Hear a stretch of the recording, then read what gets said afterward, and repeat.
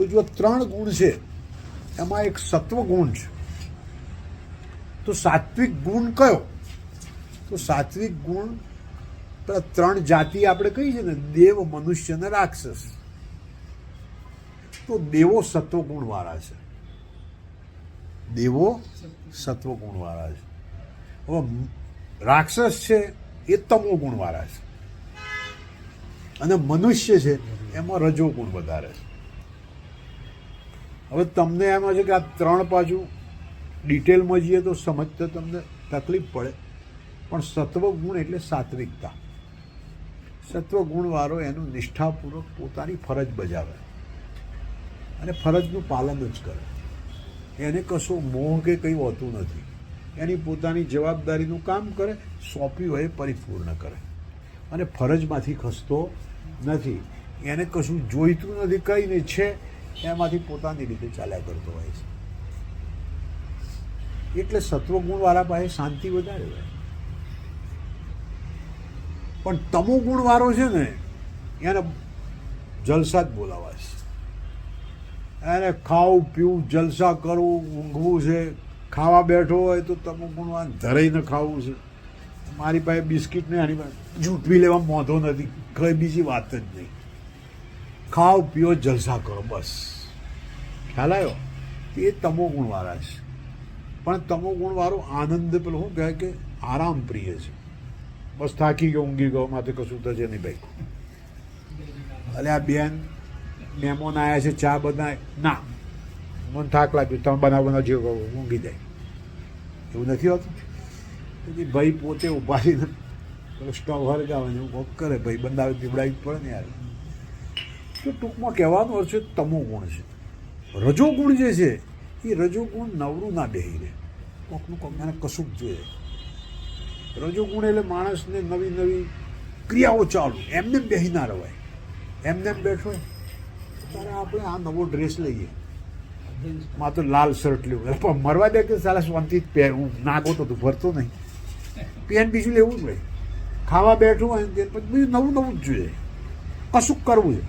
આપણે રોજ પેલું કહીએ આજે ગુલાબજાંબુ બનાવો, એને જ બધા એને નવું નવું ક્રિયા છે.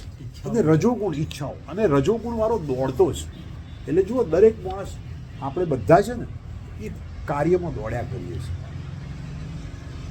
પણ વધારે રજોગુણ આપણી અંદર આવી ગયો છે મનુષ્યમાં, તો મનુષ્યને તો સત્વગુણે જોઈએ છે, અને થાકી જાય એટલે તમો ગુણે જોઈએ છે કે સારી લક્ઝરીએ જોઈએ છે.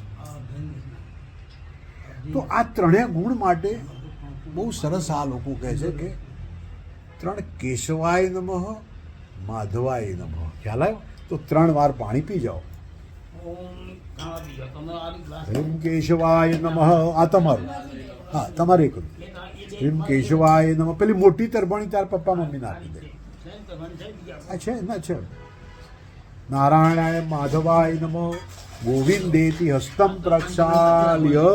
હાથ ધોઈ નાખો. છે ને ડીશ પડી જ છે, હાથે મધુ.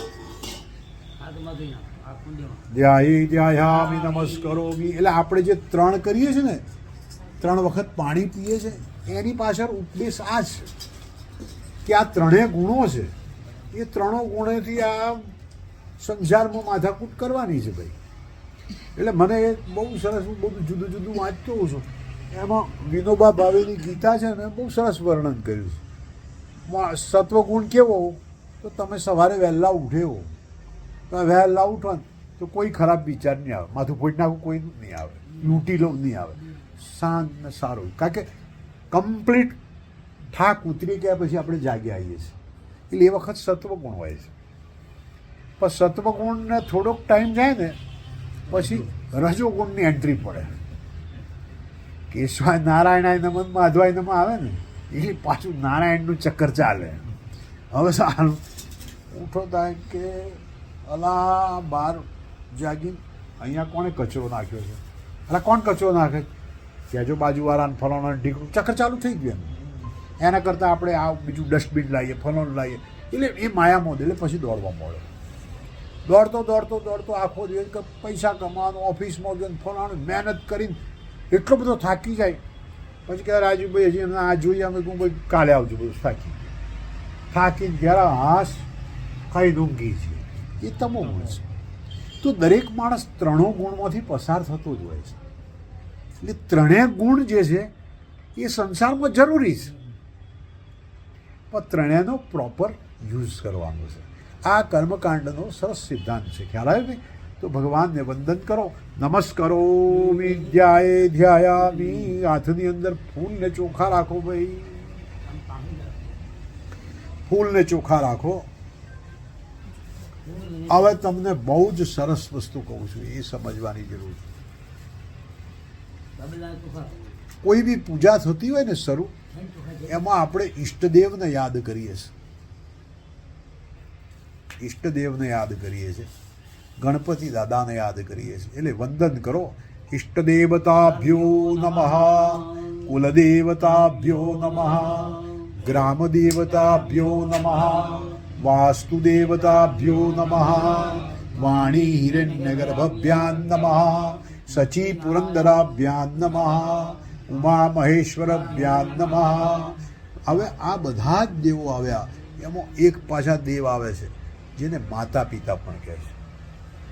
આપણા શાસ્ત્રની અંદર બધા 33 કરોડ દેવ બતાવે છે કે માતા પિતા પણ દેવ છે. એટલે એક વખત હું આ કહેતો હતો કે પેલો ભાઈ મુસલમાન હતો, પેલો એક ક્રિશ્ચન હતો, અને બધા જાત જાતના હોય ને, આ બધા ધર્મો અલગ હોય. એટલે મેં કહ્યું તું માતા પિતાને પગે લાગે છે કે હા, એમનું કયું માને છે, હા, એની સેવા કરે છે, હા. એટલે મેં કહ્યું તું હિન્દુ થઈ ગયો લા. કે ના, હું તો હિન્દુ નથી. એટલે આપણે નથી, તમને હું વાંધો જ ભાઈ. તું કહેતો ઈસુ ખ્રિસ્ત, તો આપણે તો ઈસુને પગે લાગીએ ને. ઈસુ પિતા પ્રભુ તું, આપણો પ્રાર્થના છે ને, બ્રહ્મ મસ્દતું યહવ શક્તિ તું, ઈસુ પિતા પ્રભુ તું. આપણે ઈસુને પગે લાગીએ છીએ. એ કહેતા અલ્લાહ તો આયા ઈશ્વર અલ્લાહ તેરો નામ સબકો સંમતિ દે ભગવાન. તો અમે તો અલ્લાહને પગે લાગીએ ભાઈ. એટલે હિન્દુ ફિલોસોફીમાં કોઈ ઝઘડો નથી. પણ હિન્દુ ફિલોસોફી બહુ ઉત્તમ છે. માતા પિતા દેવ છે. તમે કોઈ દિવસ કોઈ મંદિરમાં જાઓ નહીં, કોઈ ઘંટડી ખખડાઓની પૂજા કરો નહીં, પણ તમે મા બાપને પગે લાગો, એમને આશીર્વાદ લો, એમની સેવા કરો. એટલે તમે મારો પૂજા કરી જ છે ભાઈ. એટલે ઘણા માણસ નથી કહેતા કે હું તો મંદિરમાં નથી જતો, પણ મા બાપની સેવા કરે છે, એટલે હી ઇઝ હિન્દુ. એ હિન્દુ ફિલોસોફીને ફોલો કરી રહ્યો છે. એટલે તમને કશું જ ના મળે, મા બાપને પગે લાગો, ખલાસ, ખતમ થઈ ગઈ વાત. અને જેને માતા પિતાના આશીર્વાદ મળ્યા છે ને, સાલા આપણી ફિલોસોફી તો એટલી ગજબ છે ભાઈ, આપણે કાન પકડવા પડે. ખ્યાલ આવ્યો?